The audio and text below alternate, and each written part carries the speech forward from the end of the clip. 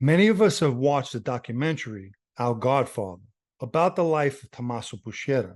After some intense and deep research, I'll bring attention to a lot of details not discussed in the documentary, or have ever been discussed as far as I know. So let's get into it. As a result of testimony from numerous members of the Sicilian Mafia who cooperated, we learned a lot about what Toto Riina and the Coglianesi did when they declared war in 1981. Jealousy played a big part, as well as resentment over the vast wealth the Palermo bosses accumulated from drug trafficking. We also know two of the Coglianesi victims were the sons of Tomasso Buscetta. The theory behind their murders was that Buscetta, considered to be part of the opposition, was out of harm's reach in Brazil. At the time, the Coglianesi killed his sons to flush him out and tortured the brothers to give up their father's whereabouts. It sounds pretty cut and dry. However, I found some interesting details that may shed some light as to why else the Buscetta brothers were killed. To begin with, Tomasso Buscetta has always denied his involvement in the drug business. Nevertheless, the pieces of the puzzle I'll be discussing show that's not to be the truth. In July 1971, Italy issued an arrest warrant for Buscetta, but he fled to Brazil. The Brazilian military caught up with him on November 3, 1972, and arrested with him was his son Benedetto. After their arrest, the police found a warehouse belonging to Buscetta containing pure heroin. According to the police in Rio de Janeiro, Buscetta took over the leadership of a large-scale drug trafficking operation. Over and above that, he was a suspect in two murders that were linked to drug trafficking. In both homicides, several witnesses fingered Buscetta, but for some reason he was never charged with the crimes. Nonetheless, crimes he never admitted to after cooperating. When questioned by the Anti-Mafia Commission, he was asked how many people he killed since his affiliation with the Mafia. His reply was, "I cannot answer this question because Italian law does not allow me to." His answer puzzled the commission. Buscetta was extradited back to Italy in December 1972, where he received a 10-year sentence for drug trafficking. He subsequently appealed the sentence and had 2 years shaved off. After his release in early 1980, he fled back to Brazil.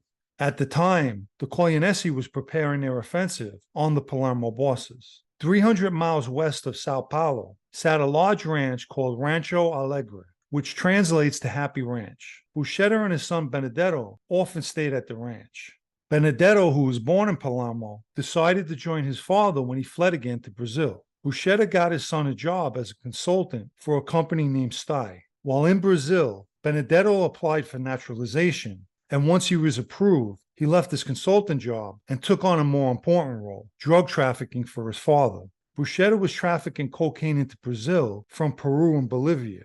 Police in Rio de Janeiro intercepted a shipment of 100 kilos of cocaine that was headed to Belgium and France. The drugs were camouflaged and had a stamp of authorization from the government's foreign trade agency. That shipment was tied to Buscetta.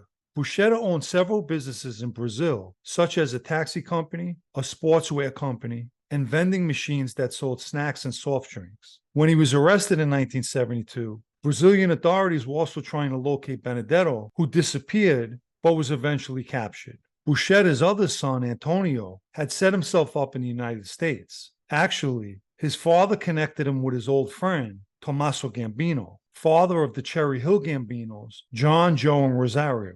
Antonio even got an apartment in Delran, New Jersey, where the Gambinos lived. INS agents and the Organized Crime Task Force were searching for Antonio's brother, Benedetto, who they wanted to question about heroin shipments into New York.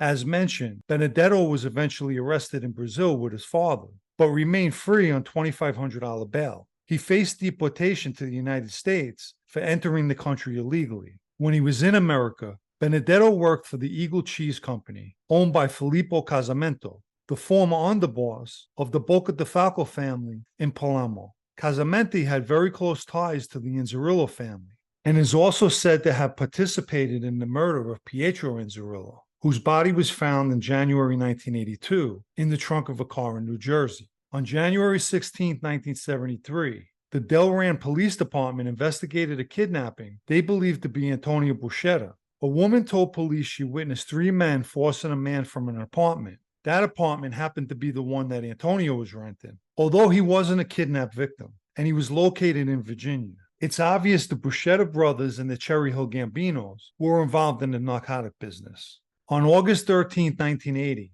Antonio Buscetta, now back in Sicily, was arrested for trying to pay for his wife's jewelry that was in a pawn shop. He paid for the jewelry with money given to him by Pippo Callo, a Palermo boss whose family their father belonged to. Unfortunately, the money Pippo Callo gave Antonio was marked as ransom money from the kidnapping of Renato Amalini. Consequently, Antonio was placed under arrest. At the time of his arrest, he was under investigation regarding 2 heroin refineries discovered in Carini and Trapia, Sicily. Antonio is also said to have traveled to an Arab country where he joined his father in a summit of international drug traffickers. Tragedy struck the Buscetta family on September 11, 1982, when both Benedetto and Antonio disappeared. Word on the street was that Totorina and the Coglianesi abducted the brothers and most likely dissolved their bodies in acid. 6 days later, on September 17, 1982, Benedetto's wife Diane D'Amico and her sister-in-law Felicia Buscetta went to the police to report her husband missing. She told them that he owned and operated a pizzeria in Palermo named the New York Place. She explained that he left their home on September 11th and drove away in his Volvo, and that she learned from her mother-in-law that Benedetto's brother Antonio left from Palermo that same day and also never returned. Yolanda Di Almagro also reported her husband Antonio missing. He left their home on September 11th, taking a suitcase and a bag with him. He was planning a trip to the United States. On September 19th, the police found Benedetto's Volvo with the driver door open, and inside the car was a suitcase and a bag that was identified as Antonio's by his wife. Felicia Buscetta told the police that Antonio had dual citizenship in both Italy and the United States, but Benedetto had his passport taken away.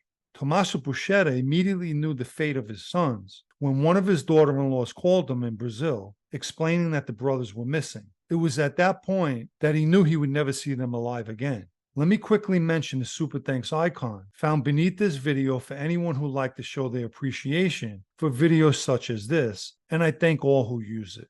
It's a fact that Tomasso Buscetta and his sons were trafficking narcotics internationally. A member of Buscetta's old family, Salvatore Sansemi, who also cooperated, admitted to Buscetta while they were both testifying at a trial in 1993 that he helped strangle both his sons. Buscetta forgave him and told him, "You could not refuse the order. I know what it means to be in Cosa Nostra." Sansemi was given that order by Totorina. Buscetta's former boss, Pippo Callo, also participated in the murders and specifically strangled Benedetto. During a trial, Sansemi questioned Pippo Callo, "Why didn't you stop Riina when together we tortured Tomasso Buscetta's children?" But Pippo Callo remained silent. The Buscetta brothers obviously met up and were probably trying to flee Sicily. While they were getting into Benedetto's Volvo, a Coglianesi hit team, who were laying on them, abducted them at gunpoint. They were either driven to a Coglianesi-controlled warehouse, villa, or farm, tied up, and the torture began. It's more than likely Totorina was present because he attended most of the Lupata Bianca murders. Questions about their father's whereabouts was definitely asked, but being Totorina wanted full control of the drug trafficking in Sicily, you could believe they were also questioned about their father's drug network. One of the things that haunted Tomasso Buscetta was that he was unable to protect his sons. He put distance between himself and the claws of the Coglianesi. The mistake he made was he should have taken his sons with him to shield them from a guy like Totorina.